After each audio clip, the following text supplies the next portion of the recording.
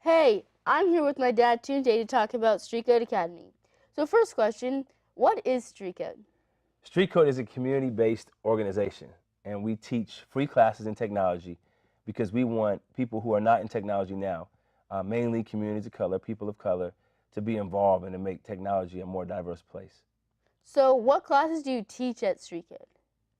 Well, I don't teach any classes personally, but the classes that Street Code offers are all free classes in three things. It's actually Hack Hustle Design. It's our shirt that I have here. Hack is all coding, so we teach free classes in coding. We do free classes in hustle, entrepreneurship, and we do free classes in design. That's all the creative things like makerspace or like video design. So third question, who is your audience for Street Code? Like who do you want to come to Street Code? Or yeah. Yeah, so Street Code serves a number of audiences. Our primary audience, the one that we care most about, are people that are going to immediately go into the workforce. So those are people who are early 20s, late teens, that 18 to 24. But we think that the best way to get 18 to 24-year-olds or to get people in the workforce is to serve the entire community of 18 to 24-year-olds. So we see people who are as young as 3 years old and as old as 83 years old. So we serve all ages. Our classes are open to all ages and open to anybody. But we particularly care most about that kind of early working force. So fourth question, who or what inspired you to start Street Code? There are a number of people that helped inspire to start Street Code. I wasn't the only one who started it. There were so many people, and they had their different inspirations. One inspiration to me actually was Jesse Jackson. Jesse Jackson came to Silicon Valley when I was a student at Stanford. And for him, he came and he said that the biggest civil rights issue was actually the digital divide. It was actually technology. What that meant was, for people who were fighting for civil rights in America had fought for the right to vote. They had fought to end legal segregation.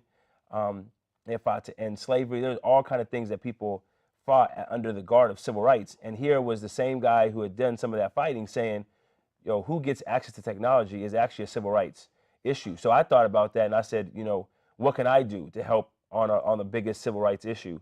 And so I started thinking about how we can use technology to make good in the world.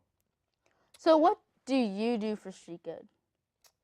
So I don't teach classes, and my position is the CEO, which means I interpret that as who's the one who has to serve the community the deepest. And so that means I have to serve the teachers in the ways that they need.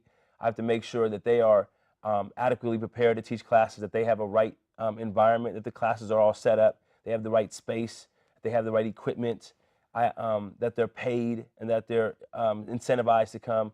I have to serve the students. I have to make sure that we're going to the right communities and serving that. And so I have to make sure everybody's in the right place to make sure that service is happening right. So I'm your daughter, and I know that you started Street Code, and I was wondering, well, your answer goes to never mind. So I know that you guys, I'm your daughter, I know that you guys are a nonprofit, and I was wondering how you guys make money.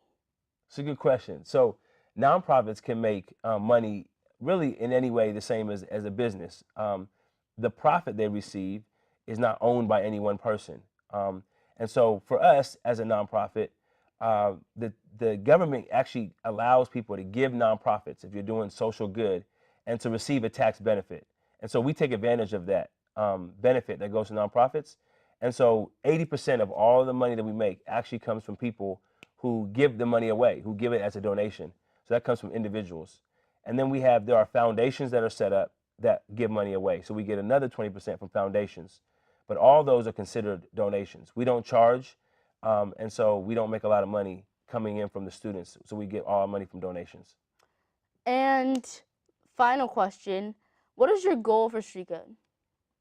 Man, we have so many goals at Street Code.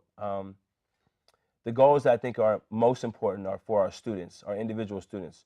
We want technology to help transform them, and that would be like getting a job in technology. That's a goal.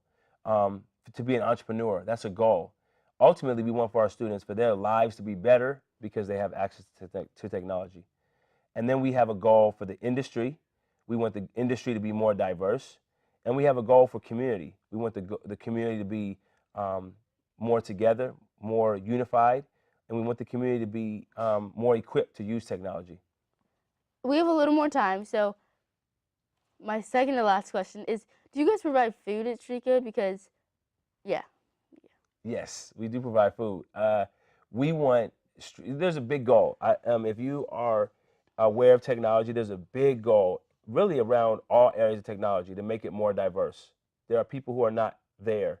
And as technology creates all the things that control our lives, even this show is controlled mostly by technology.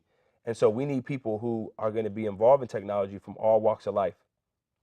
So for communities of color who are underrepresented, we want to make it as easy as possible for people to come into technology. And so we do whatever we can to make that easy. We make classes free. We have food there because the classes are in the evening.